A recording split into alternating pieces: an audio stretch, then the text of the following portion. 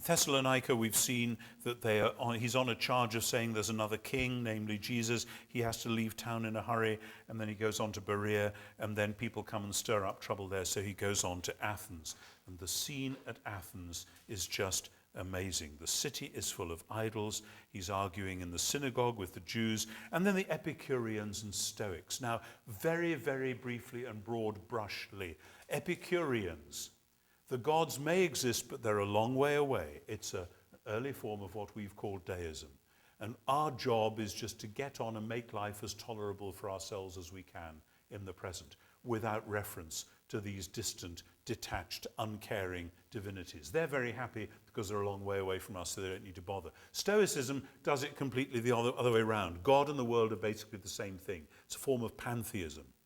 Problem with pantheism is, of course, it cannot explain the problem of evil, cannot have a solution to the problem of evil, because whatever is divine, so that if you don't like it, tough, that's just the way the world is, and you're always free to leave. As Epictetus says frequently, the door stands open.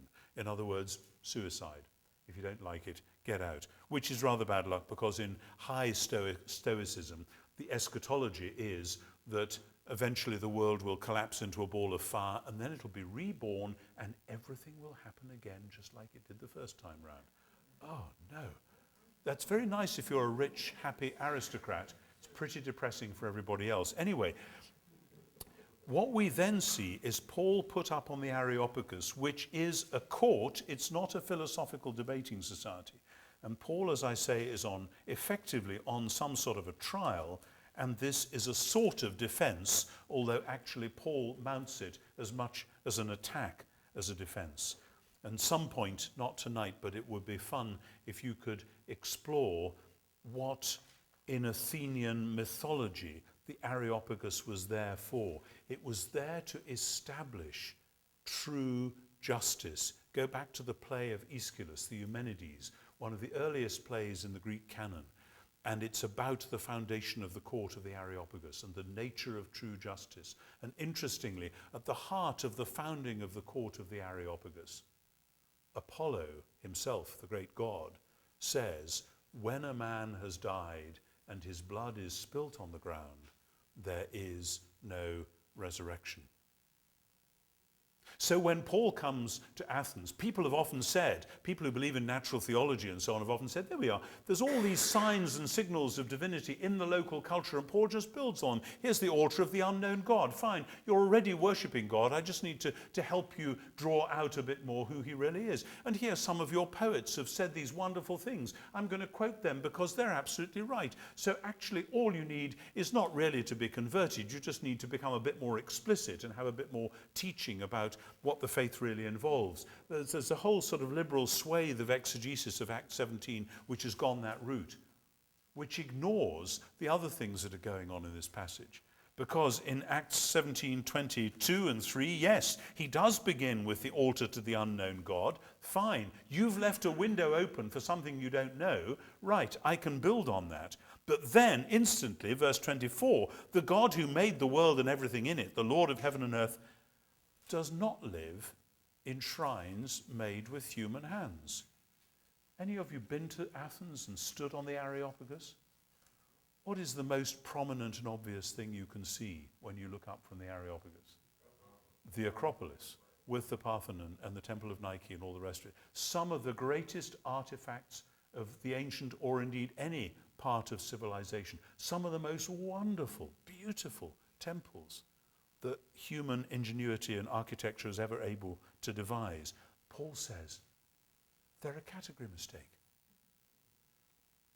That's hardly building on the local culture. That's actually undermining it quite radically. Verse 25, nor is God served by human hands as though he needed anything. It's like the critique of paganism in Acts 14, only now developed. He himself gives to all mortals life and breath and everything else. And from one ancestor, and the Athenians wouldn't have liked to hear this any more than the Jews would, he made all the human race, all nations, to inhabit the earth. He allotted the times of their existence, the boundaries of the places they would live, but they're all basically part of the same human stock, so that they would search for God and perhaps grope for him and find him. though indeed he is not far from each one of us. In him we live and move and have our being. As some of your own poets, you see what he's done? He's taken on the Epicureans. God is not far from any one of us. We can feel after him and find him. He's just there. There's just a very thin veil. And actually, under certain circumstances, that veil can be penetrated from either side. And he's taken on the Stoics because they think that God and the world are substantially the same thing. No, God is the creator of the world. And then, though Luke hasn't mentioned it, he also takes on the academics. Cicero was an academic over against a Stoic or an Epicurean. Academic is basically somebody who says, well, the gods may exist, but we can't actually be quite sure about them because there's really not enough evidence, so we better keep the old religion going just in case. A position which sadly is not unknown among Anglicans, but that's another story. No Presbyterian would ever have said that, would they? And so you see verse 30.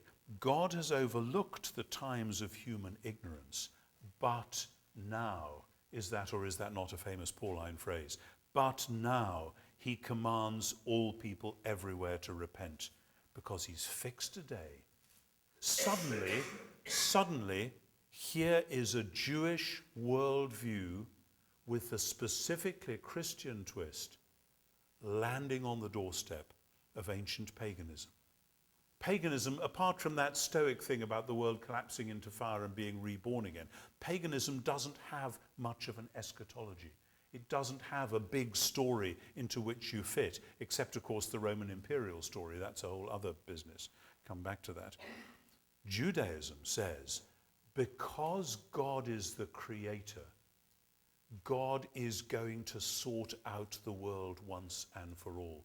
Creation and, in this sense, judgment are the foundations of Jewish-style monotheism. And the Christian difference is that we now know the name of the judge. God has fixed a day on which he will put the world to rights by a man whom he has appointed, and of this he's given assurance to all by raising him from the dead. Romans 1:4 plus Romans 2:16. The resurrection constitutes Jesus as Messiah and therefore constitutes him as the one through whom God will put everything right at last. And that is the shock message, which is a slap in the face for the philosophers of Athens. However, this is a very, very clever piece of speaking and writing, because Paul has upstaged their charges. Are you preaching about foreign divinities? No, I'm not telling you about foreign divinities. I'm telling you about a God who you've actually said you really do worship, and a God who your poets have hinted at. You've got signposts to the true God all scattered across your culture. But if you really followed those signposts, you'd see that there were some rather juvenile bits of your culture which, if you were true to your best instincts, you would actually work round and out the other side of. Because actually here is a narrative which will pick up your narrative and make sense of it in a way that you never imagined. The Jewish and Christian critique of paganism is not, you're just wrong, get out of here. It's that you're picking up signals, but you don't know how to interpret them. And you need to step back from all the ways you've been doing it wrong. And here's how to do it right. Of course, they laugh. People do laugh.